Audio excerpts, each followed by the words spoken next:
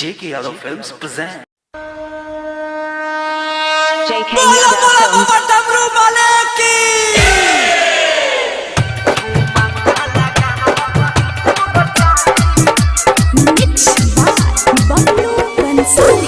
पहिला समाधि के डीजे पर चढ़ के गाना बजा बजा जाय छै भौजी चश्मा वाली।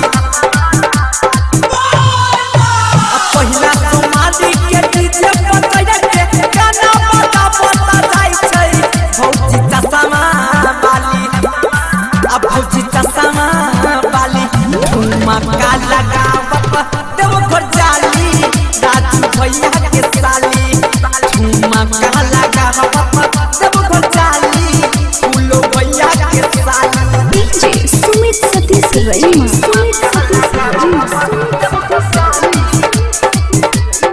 JK Yadav Films. नाचै छै कोमर में ओढ़नी लपेट के धूकै छै गाजा खूबे बम संगे बैठ के।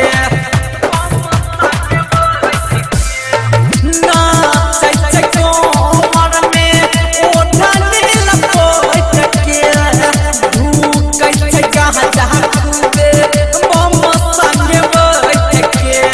झूमै छै खूबे ई कम नहीं कई ई बम केकरो से कम नहीं छिकै।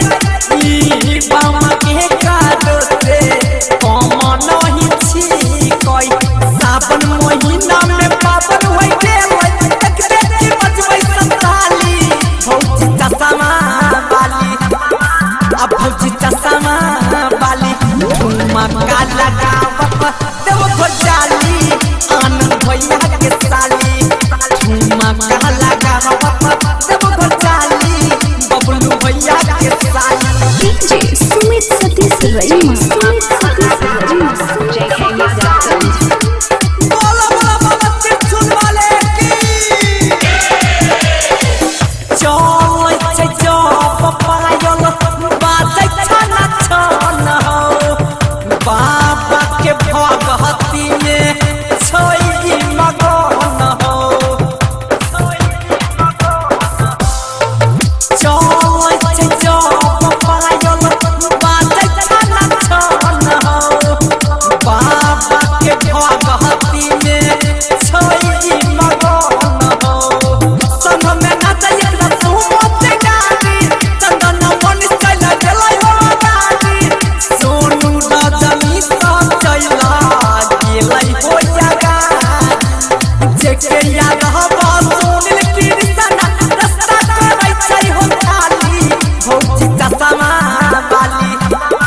अब भौजी चश्मा वाली ठुमका लगावत देव घर जाली काशी भैया के साली।